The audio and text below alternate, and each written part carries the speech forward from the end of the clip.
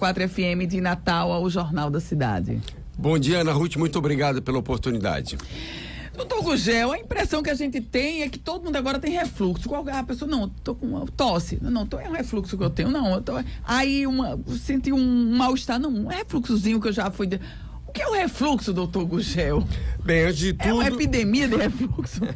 Antes de tudo, é bom contextualizar que refluxo, azia é um sintoma muito frequente, né? Que é aquela queimação que a gente sente na região do esôfago. Então, para você ter uma ideia, acredita-se que nós, seres humanos, ao longo de nossa vida, nós teremos pelo menos 50%, pelo menos, das pessoas terão azia em algum momento da vida. E 20% a 30% terão azia mensal, até 20% semanal. E todo dia, de 1 a 5% da população tem azia diariamente. Todo dia. E não é um problema novo. Não pensem que isso é uma coisa nova. Piorou nos últimos anos, mas há 3.000 anos, na antiga Mesopotâmia, onde hoje é o Irã e o Iraque, já se falava nos papiros daquela época que as pessoas iam atrás dos corais e faziam um pó de coral, porque é rico em carbonato de cálcio, um antiácido, para aliviar seus sintomas. Isso há 3.000 anos. Na Roma Antiga, de Plínio o Velho, um grande historiador e pesquisador, também já se falava do uso desse carbonato de cálcio.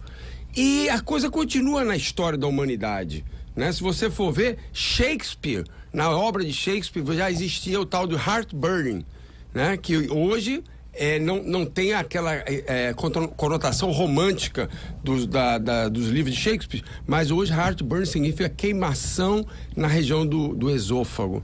Enfim, tem muitas histórias. O próprio Napoleão Bonaparte andava com a mão no estômago e hoje os historiadores pensam, será que era realmente só úlcera ou ele também tinha refluxo? E um grande político da nossa história recente, Winston Churchill, para mim, como médico, é o grande protótipo do paciente com refluxo. Fumante, obeso, comia demais e bebia. Então, esse é um problema. A doença do refluxo teve um aumento gigante, respondendo uma das suas perguntas, a partir da revolução alimentar. A partir do momento que os supermercados começaram a proliferar no mundo, isso começou em 1950 e ganhou um impulso em 1970, quando nós tivemos supermercados adoidados, grande quantidade de gordura hidrogenada, grande quantidade de alimentos hipercalóricos e o aumento do refluxo, que hoje mais do que triplicou na população, acompanha o aumento do peso da população, que hoje nós temos 70% da nossa população ou tem sobrepeso e obesidade juntos, 70%, e isso aumentou o número dos pacientes com refluxo, com azia. Doutor Gugel, a azia é um refluxo? Então, o nome técnico, a chamada doença do refluxo gastroesofágico, traduzindo, aquela situação em que o ácido do estômago volta para o esôfago, ela é uma doença que tem vários sintomas.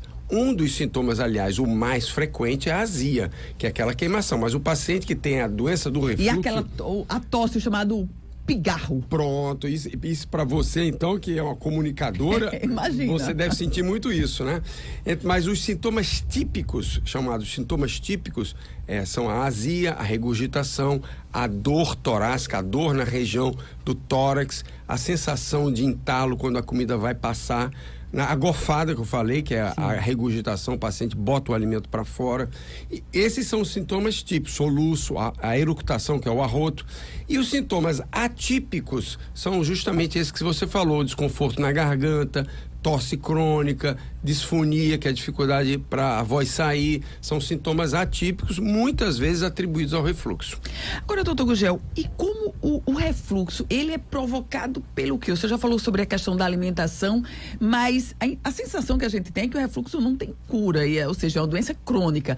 É isso mesmo, doutor Gugel? Então, se você pega uma população de 100 pessoas, um grupo populacional de 100 pessoas com refluxo, em mais ou menos metade desses pacientes, quando tratados por 8 semanas, 12 semanas, eles vão ficar muito bem e não vão mais voltar ao médico. A outra metade já é um outro grupo, é o grupo dos crônicos. E tem uma subdivisão, são aquelas pacientes que vão tratar com 6 meses, 1 ano, 2 anos, podem voltar a ter sintomas, e um terceiro grupo, que é um grupo menor, que eles têm sintomas assim que param o remédio. Doutor Gurgel, e o refluxo pode evoluir para uma doença mais grave? Qual o tratamento do refluxo? Bem, antes disso, respondendo a sua pergunta, o que causa essa azia, esse refluxo? Antigamente se achava que todos os pacientes produziam muito ácido no estômago, porque o nosso estômago é uma bomba produtora de ácido clorídrico. Nós produzimos cerca de 1 litro a quase 2 litros, dependendo de paciente para paciente, até 1,5 litro, 2 litros de ácido clorídrico. Então o estômago volta para o esôfago. E no finalzinho do esôfago nós temos uma válvula, uma pequena válvula chamada esfíncter, e essa válvula pode com o tempo ficar meio disfuncional e favorecer. E tem outros mecanismos que também favorecem o refluxo. Nós produzimos saliva, em termos de 1 litro de saliva por dia. E essa saliva combate também a acidez do estômago. Com o passar do tempo, a gente pode diminuir a produção de saliva. Tem outros mecanismos que acho que não cabe aqui falar, são mais complexos. Mas, de uma maneira geral, é o retorno por uma deficiência nessa válvula no esfíncter inferior do esôfago. Eu perguntava sobre o tratamento do refluxo e se ele pode evoluir para alguma outra doença. Muito bem. O tratamento do refluxo começa com a dieta. Você tem que evitar certos alimentos que, em tese, podem piorar ou agravar os sintomas. O café, o chocolate, a bebida alcoólica, as bebidas gaseificadas, os refrigerantes, a pimenta, o pimentão, todos esses alimentos que, em tese, podem aumentar um pouco a secreção ácida e diminuir a pressão desse esfíncter, tornando ele mais disfuncional, tá? O cuidado com o peso é fundamental. Eu fiz uma tabela que até eu trouxe aqui, mostrando a importância do peso no aumento do tempo de exposição do ácido no esôfago. Ou seja, se você tem 80 quilos, 1,80 m, você vai ter esta exposição de ácido no seu esôfago. Se você aumenta 10 quilos, 20 quilos, você vai ter mais tempo de ácido no seu esôfago. Então, emagrecer é fundamental.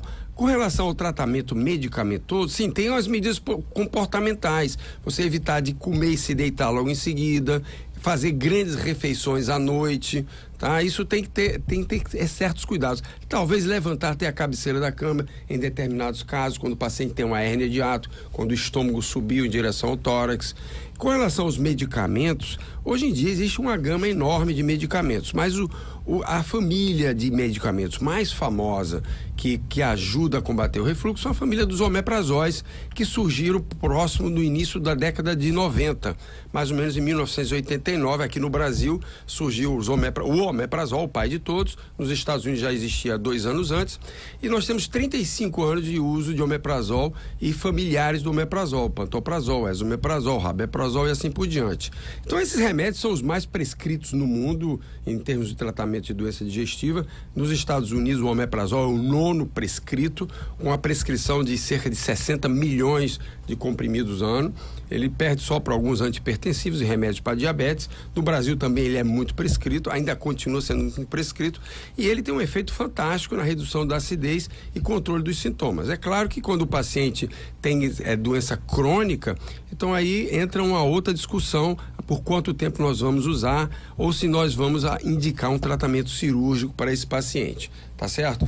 Existem outras drogas que estão surgindo, a vonoprazana, que é um outro medicamento que já existe há muito tempo no Japão, há quase 10 anos, e ele surgiu no Brasil há 5 anos e também está se colocando como um remédio muito potente e útil no tratamento da doença do refluxo. Doutor Gurgel, mas o refluxo, ele pode evoluir para uma doença, para uma úlcera, por exemplo, para uma doença mais grave? Muito boa a sua pergunta. A doença do refluxo, quando ela não é tratada, isso é muito importante, e se eu não tratar a doença do refluxo? Se eu não procurar um gastroenterologista para ver se tem, fazer uma endoscopia, enfim, que é um dos mecanismos importantes para fazer o diagnóstico, é a endoscopia digestiva. Se você não trata, você pode, com o passar do tempo, desenvolver, até em casos mais graves, uma úlcera no esôfago. A esofagite porque a esofagite tem graus, leve, moderado, intenso, né? Então, assim, essa esofagite pode piorar, se agravar, levar a estreitamentos no esôfago, que nós chamamos de estenose, e pode levar, sim, a uma alteração na mucosa do esôfago, na pelezinha do esôfago, que nós chamamos de barretização. É a mudança da pele do esôfago. E o Barrett, em nome ao descobridor, um francês, O Barrett é uma alteração na mucosa do esôfago que pode predispor ao câncer de esôfago. E muitas vezes você tem uma azia, você não procura o gastroenterologista e você, o que é que você faz? Você toma aquela remédio do balconista da farmácia e vai empurrando. Num belo dia você está com câncer de esôfago e aí a sua situação muda muito, né? E o diagnóstico tem que ser muito bem feito também, sabe, Ana? Porque muitas pessoas têm dor no peito.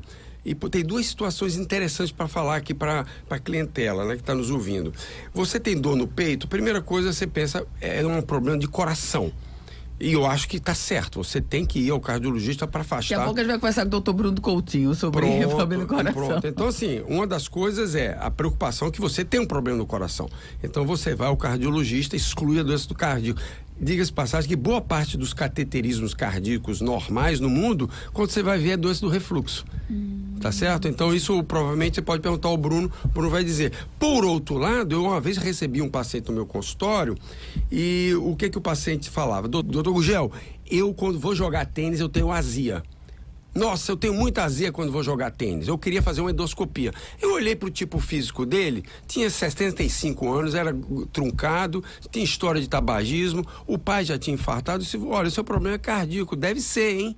Aí ele disse, não, eu fui há 3 meses ao cardiologista, o cardiologista disse que eu estava bem. Aí eu disse, volta para o seu cardiologista. Aí eu liguei para o cardiologista, falei, ele repetiu o cateterismo cardíaco, estava lá uma lesão grave, ele fez uma revascularização cardíaca. Então ele tinha uma azia ao esforço físico, era um problema cardíaco, tá? Então assim, são situações diferentes, mas que você vê que a situação é complexa, né? Doutor Gugel, e quando é que a pessoa, o cidadão, enfim, o nosso ouvinte, ele deve procurar um médico? Ah, não, eu acho que essa azia já está indo além, eu devo procurar um gastro, eu preciso fazer uma endoscopia. Quais são os sintomas mais sobressalentes, os sintomas que se destacam, o que realçam para procurar já de fato um médico? Até porque a gente está falando de uma doença que é muito comum nas pessoas, como o senhor trouxe. Na realidade, o que você está falando, existem sintomas de alarme. Sim, sintomas de alarme, onde, como os americanos falam, acendeu a red flag, a bandeira vermelha. Então, assim, se você tem a passagem do alimento, está incomodando, você tem dificuldade para uma sensação de entalo, isso é uma bandeira vermelha, você tem que procurar o médico imediatamente. Se você nota que você está emagrecendo, se você tem uma dor muito forte na região do esôfago, né? Dependendo da sua idade, uma coisa é você ter isso aos 20 anos, outra coisa é você ter isso aos 40, 50 anos. Então a idade é muito importante.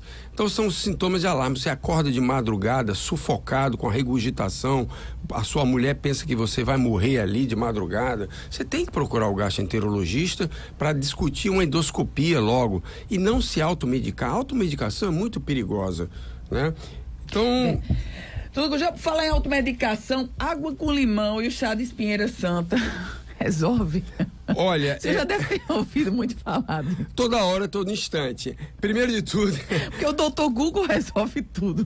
Toda hora, todo instante. Veja bem, água com limão. Limão é uma fruta cítrica que tem até um certo componente ácido. Tá? Então isso é muito falado para aqueles profissionais que são adeptos a uma nutrologia funcional, uma nutrologia que foge um pouco da ciência, sabe? Eu não sei se eu não posso nem falar nesse nome, nutrologia funcional, mas assim, uma ala que não é muito acadêmica, né? Não existe nenhum estudo na literatura médica falando que água com limão é benéfico, tá? Não existe nenhum. Então, assim, é uma mandinga popular, tá? Você pode usar se você se sentir melhor, mas não deixe de procurar o seu médico fazer uma endoscopia. Com relação à espinheira santa, é muito interessante, porque para eu vir para cá, a gente sempre se prepara, né? Então, eu trouxe esse trabalho aqui, que foi publicado numa revista conceituada. Sim. E foi feito por um grupo de suíços, pesquisadores suíços, e que fala da importância da planta medicinal Monteverdia ilicifolia, que é justamente a espinheira santa. E aqui eu trabalho com 86 pacientes, nas conclusões, comparando com o omeprazol 20 miligramas, mostrou um mesmo resultado nos sintomas. Calma. E aí vem calma, aí vem o trabalho que está aqui, e aos profissionais de saúde que quiserem eu posso dar referência. O trabalho tem uma série de inconsistências metodológicas e científicas, né? Paciente com grupo pequeno de pacientes, houve desistência pouco, né? muito pequeno, não foram feitas endoscopias, não foram feitos pH-metrias. Então, em resumo, quando você diz que viu um trabalho científico na literatura médica, você tem que ler a questão de materiais e métodos para ver se o trabalho é realmente um trabalho bem feito do ponto de vista científico. Senão você está fazendo uma má ciência, uma pseudociência, que aliás nós vivemos muito isso na época do Covid, né? Onde com muitos medicamentos que não tinham comprovação científica foram usados e deu no que deu, né? Doutor Gurgel, várias perguntas de ouvintes nossos, e um deles pergunta aqui sobre a hérnia de hiato. Quem está fazendo essa pergunta é Ronald Lira. O refluxo pode provocar hérnia de hiato, ou a hérnia de hiato pode provocar o refluxo, doutor Gurgel? Muito boa pergunta. A hérnia de hiato é uma situação onde o estômago, ele escorrega, vamos falar em termos mais fáceis de entender, escorrega em direção à cavidade torácica. Tem hérnia de hiato de diversos tamanhos, as mais comuns são as hérnias pequenas. O paciente com hérnia de hiato pode sim, e na maioria das vezes tem mais refluxo, mas não necessariamente tem. Eu tenho um paciente que tem o estômago todo dentro do tórax e ele não sente absolutamente nada. Tá? Mesmo? Nada. Nada. O estômago é todo dentro do tórax. Ele me pergunta, ele hoje está com 80 anos, doutor, preciso operar? Não, você não sente nada, não precisa operar. Tá? Mas tem pessoas que têm uma hérnia pequena, 2 centímetros, e tem muito refluxo, porque a hérnia propicia uma diminuição da função daquela válvula que eu falei, do esfíncter. Tá? E muitas vezes é caso de cirurgia. Doutor Gurgel, outra pergunta, e aí é de um ouvinte nosso chamado Luiz. Ele pergunta o seguinte: quais são os principais alimentos que provocam ele faz uma pergunta, os principais alimentos que provocam refluxo? Porque o álcool e o chocolate, ele disse que não dá para ele não. Ele certamente deve ser usual. Exatamente. Veja bem, não é necessariamente o alimento que causa a doença. Sim. Apenas a doença já está lá, o esôfago está avermelhado, está inflamado, as terminações nervosas estão expostas. Então, substâncias que nós chamamos hiperosmolares, como o chocolate, o açúcar, a bebida alcoólica, eles vão encontrar um tecido ferido e aí ele vai dar o sintoma. E é claro, como eu já falei, o chocolate, o café, por exemplo, são ricos em xantinas, teobrominas, substâncias que podem afetar o funcionamento daquela válvula, o esfíncter inferior do esôfago. Registrar aqui o comentário de Dina Nela. Ela disse: tem um refluxo, faz tratamento e tentei o Espinheira Santa e também não deu certo para ela não, tá? Realçando Muito bem. o estudo que o senhor trouxe aqui. Doutor